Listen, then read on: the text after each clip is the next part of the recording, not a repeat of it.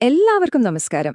നമ്മളിന്ന് ഒരുമിച്ച് പരിചയപ്പെടാൻ പോകുന്നത് യുഗഋഷി പണ്ഡിത് ശ്രീരാം ശർമ്മ ആചാര്യജിയുടെ അഖണ്ഡജ്യോതിയുടെ ഫെബ്രുവരി 2020 ലക്കത്തിലെ അതിഗംഭീരമായ അറിവുകളെക്കുറിച്ചാണ്. കാലത്തെ അതിജീവിക്കുന്ന ആ ജ്ഞാനത്തിലേക്ക് നമുക്കൊരുമിച്ച് കടന്നു ചെല്ലാം.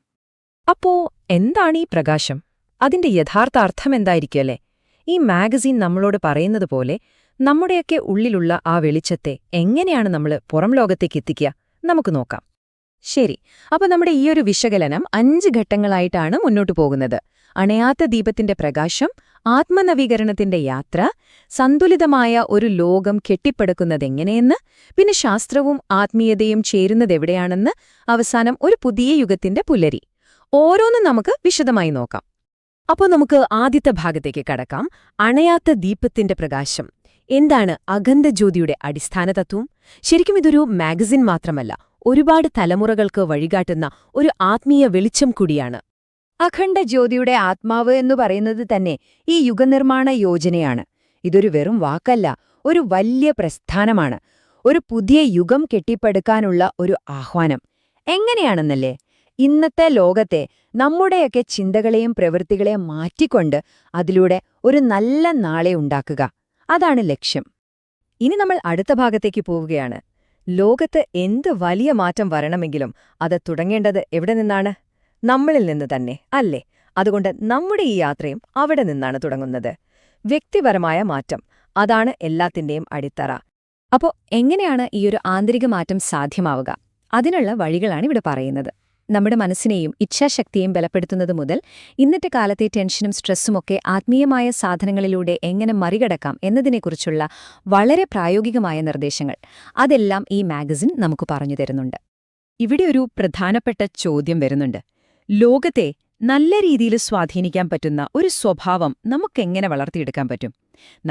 നമ്മളുടെ ഉള്ളിൽ വരുത്തുന്ന മാറ്റങ്ങൾ പുറം ലോകത്ത് എങ്ങനെയാണ് ഒരു പ്രതിഫലനമുണ്ടാക്കുക? ഒന്ന് ചിന്തിച്ചു നോക്കൂ. കാരണം അവസാനം നമ്മൾ ഈ ലോകത്തിനു കൊടുക്കുന്ന ഏറ്റവും വലിയ സംഭാവന നമ്മുടെ വ്യക്തിത്വം തന്നെയാണ്.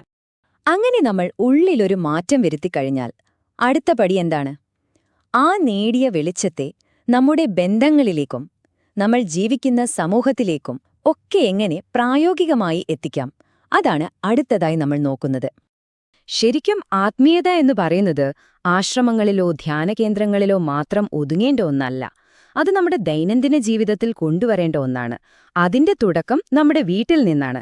കുടുംബ ബന്ധങ്ങൾ ശക്തിപ്പെടുത്തുന്നതിലൂടെ, പിന്നെ ഓരോ വ്യക്തിയെയും ബഹുമാനിക്കുന്നതിലൂടെ, സമൂഹത്തിന്റെ ഉന്നമനത്തിനായി പ്രവർത്തിക്കുന്നതിലൂടെ. അങ്ങനെയാണ് ആ മാറ്റം ശരിക്കും സംഭവിക്കുന്നത്.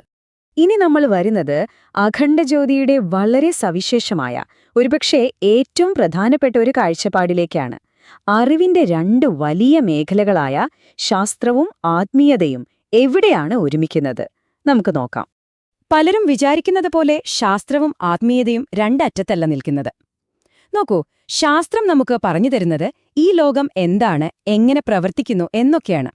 പക്ഷേ നമ്മൾ എന്തിന് ജീവിക്കുന്നു എന്ന ചോദ്യത്തിന് ഉത്തരം തരുന്നത് ആത്മീയതയാണ്. ഒന്ന് പുറത്തേക്കുള്ള അറിവാണെങ്കിൽ മറ്റേത് ഉള്ളിലേക്കുള്ള ജ്ഞാനമാണ്. ഇവർ രണ്ടും ചേരുമ്പോഴാണ് അറിവ് പൂർണ്ണമാകുന്നത്. ഇതിനെയാണ് അഖണ്ഡജ്യോതി ശാസ്ത്രീയ ആത്മീയത എന്ന് വിളിക്കുന്നത്. വളരെ മനോഹരമായ ഒരാശയമാണിത്. അതായത് ഇവിടുത്തെ ലക്ഷ്യം ശാസ്ത്രവും മതവും തമ്മിലുള്ള ഒരു മത്സരമേ അല്ല, മറിച്ച് മനുഷ്യന്റെ എല്ലാ തരത്തിലുമുള്ള പുരോഗതിക്ക് വേണ്ടി ശാസ്ത്രത്തെയും ആത്മീയതയും ഒരുമിച്ചു കൊണ്ടുപോവുക എന്നതാണ്. ഇന്നത്തെ ലോകം നേരിടുന്ന ഒട്ടുമിക്ക പ്രശ്നങ്ങൾക്കും പരിഹാരം കാണാൻ ഈ ഒരു യോജിപ്പ് അത്യാവശ്യമാണെന്നാണ് പറയുന്നത്. ശരി, ഇനി നമുക്ക് നമ്മുടെ ചർച്ചയുടെ അവസാന ഭാഗത്തേക്ക് കടക്കാം. ഒരു പുതിയ യുഗത്തിന്റെ പുലരി. മാറ്റങ്ങൾ സംഭവിച്ച ഒരു ലോകത്തെക്കുറിച്ചുള്ള അഖണ്ഡജ്യോതിയുടെ ആ വലിയ കാഴ്ചപ്പാട്, ആ ബ്ലൂ പ്രിന്റ് എന്താണെന്ന് നമുക്ക് നോക്കാം. ഒരു പുതിയ യുഗത്തിലേക്കുള്ള വഴി വളരെ വ്യക്തമായി ഇവിടെ പറയുന്നുണ്ട്. നോക്കൂ, അതിന്റെ തുടക്കം നമ്മുടെ ചിന്തകളിലെ ഒരു വിപ്ലവത്തിൽ നിന്നാണ്.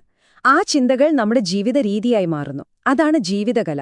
അത് പിന്നീട് സമൂഹത്തിൽ നല്ല മാറ്റങ്ങൾ ഉണ്ടാക്കാൻ സഹായിക്കുന്നു. അങ്ങനെ ഒരുമിച്ച് പ്രവർത്തിച്ച് നമ്മൾ ഒരു പുതിയ യുഗത്തെ തന്നെ നിർമ്മിക്കുന്നു. ഓരോ ഘട്ടവും അടുത്തതിലേക്ക് നയിക്കുന്ന ഒരു സ്വാഭാവിക പ്രക്രിയയാണിത്. അപ്പോ ഈ പറഞ്ഞ തത്വചിന്തയുടെ എല്ലാം അവസാനം ലക്ഷ്യമാക്കുന്നത് ഒരേ ഒരു കാര്യമാണ്: സമാധാനത്തിലും സന്തോഷത്തിലും ജീവിക്കുന്ന ഒറ്റക്കെട്ടായൊരു മനുഷ്യസമൂഹം. ഇതൊരു വെറും സ്വപ്നമായി കാണരുത്.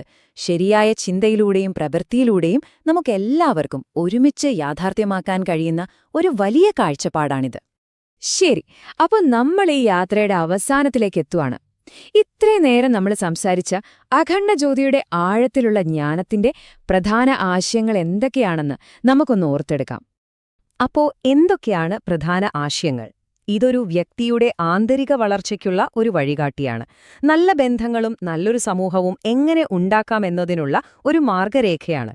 അതുപോലെ ആധുനിക ശാസ്ത്രത്തെയും കാലാതീതമായ ആത്മീയതയെയും തമ്മിൽ ബന്ധിപ്പിക്കുന്ന ഒരു പാലമാണ്.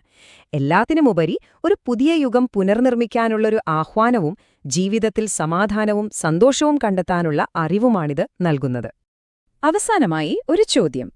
ഒരൊറ്റ ചിന്തയ്ക്ക് ഒരു വിപ്ലവം തുടങ്ങാൻ കഴിയുമെങ്കിൽ ഇന്ന് നമ്മൾ സംസാരിച്ച ആശയങ്ങളിൽ ഏതാണ് നിങ്ങളുടെ ലോകത്തെ കുറച്ചുകൂടി പ്രകാശമുള്ളതാക്കാൻ നിങ്ങൾ കൂടെ കൊണ്ടുപോകുന്നത്?